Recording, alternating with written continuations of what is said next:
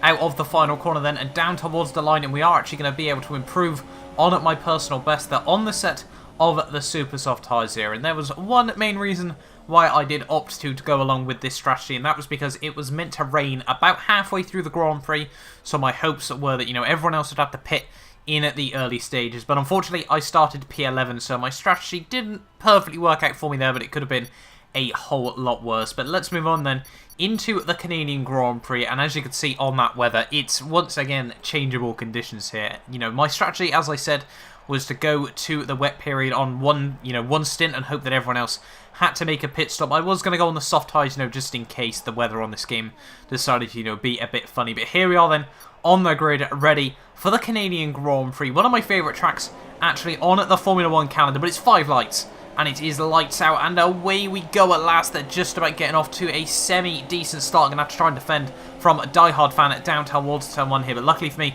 he does brake quite nice and early down into the corner there. We're going to try and just keep it nice and clean there. Just about notice at the very last second there that Nopals was on my inside there. But somehow, even after that huge correction on the exit of the corner, we have held on to P11 here as we come down through turn 4. And turn 5 there, so quite happy that we have been able to hold on just for now. And my main aim through the first stint of this Grand Prix was just keep it nice, clean and tidy. This has sort of made my races quite a lot recently, just trying to keep it all by myself here. Coldhead goes for a very aggressive squeeze on myself, which straight away was not helping my aim to try and keep it nice and tidy. But yeah, as I was saying, F2, don't get me wrong, it's far from a dirty tier, but there do seem to be a few incidents here and there, and if I try and avoid these, elevate myself nicely into the points, as I said, hopefully my strategy does work out for myself as well, so we can try and make even bigger gains. But we shall wait and see how well the Grand Prix goes. As we come through lap 2, and we were already starting to face the first few issues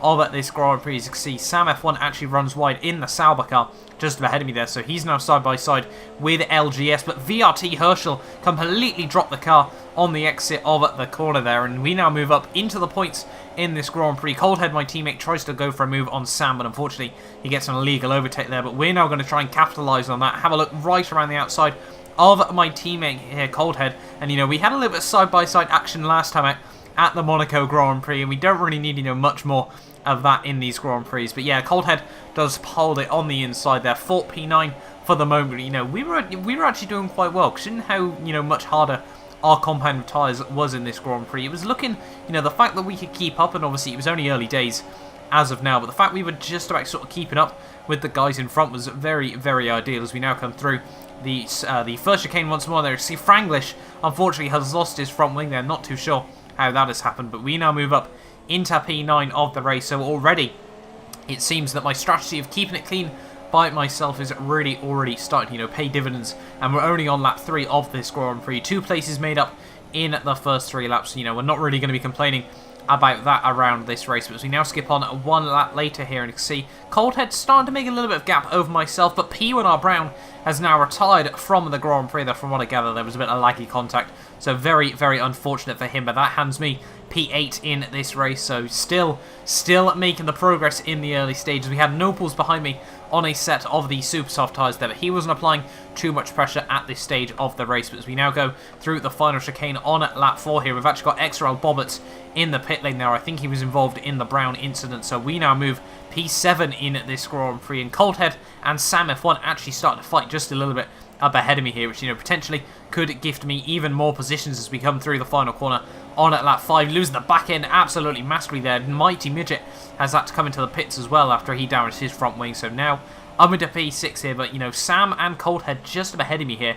Their tyres, it was starting to reach a bit of a crossover phase, if you will. Their tyres, you know, really started to grain, and mine was still feeling absolutely wonderful at this point of the Grand Prix. I had the confidence to try and push the car as much as possible, and I was really, really getting into a rhythm at this stage. TRL Ellis there unfortunately disconnected, so there's another free position for myself. But look how close, you know, we're getting to the walls on the exit of the corners here. You know, we are pushing, you know, to the absolute limits at this stage of the Grand Prix. So we now skip on a couple of laps later on to lap 8. We've actually got my teammate Coldhead once again trying to fight with Sam F1, and see going through the hairpin corner here. Coldhead not going to be able to make the move there, but there's been a tiny bit of laggy contact between the pair of them there. Coldhead has been, you know, cost his run down this back straight here, and once again the Williams seem to be locked into battle here. I'm going to try and have a look right around the outside of my teammate down in towards the final chicane here. Not really going to be able to make a move there as we go down through the final corner there, but Coldhead does hold on for now, but he skims the wall on the exit of the corner. We're going to try and have a look down towards the inside, in towards turn 1 here.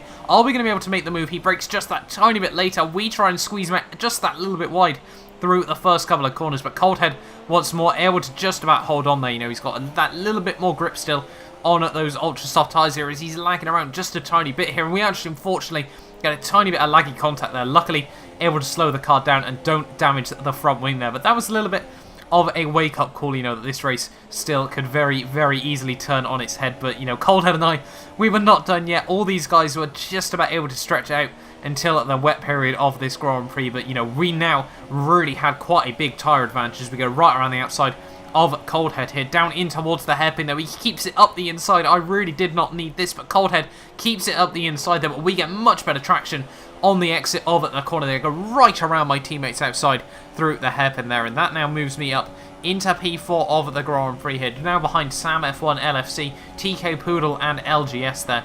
So, you know, we're looking quite good at the moment. You can see by lap 14 the heavens had started to open here, and this was really, really benefiting myself once again here, because the harder tyres in the rain do seem to be far more grippy than, you know, the ultra softs and the super softs here, so it was absolutely perfect for me. Sam unfortunately locks up in the braking zone there. I now move up into P3 of the Grand Prix, so we're now on the podium in this race, potentially, you know, our second podium in 3 rounds. You know, that'd be absolutely incredible.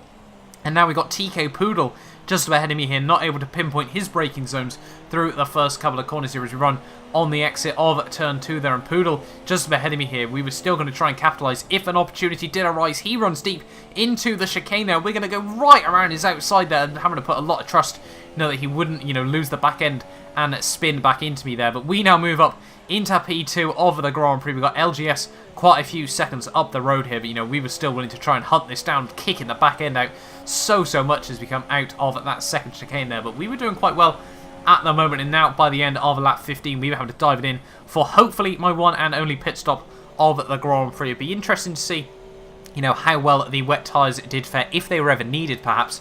You know, if the track continued to get wetter and wetter. LGS just about get the car out ahead of me there. That was, you know, a little bit frustrating that he was able to do that. But unfortunately, we get held up by the Sauber of Sam F1 there. Not really what I needed there. TK Poodle, unfortunately, gets held as well. But we do come out in P2 of the Grand Prix, and that is the most important thing, that we are not losing out on track position at the moment. I just want to try and score as many good points as I possibly can here. And now we've got a 20-lap sprint to try and catch up to LGS here. We've got one more car ahead of me, and this could be absolutely crucial in this Grand Prix. But we're trying to find our braking points, but unfortunately, in all honesty, that was sort of the last piece of action we had in this Grand Prix. Midget managed to get all the way up into P3, but he was about, 8-9 seconds back. LGS came through the final couple of corners to win the Canadian Grand Prix, the first man this season to win more than one race, but I come through for P2 there, 18 points in the bag. Very, very happy with that result in the end at the Canadian Grand Prix. Had one penalty,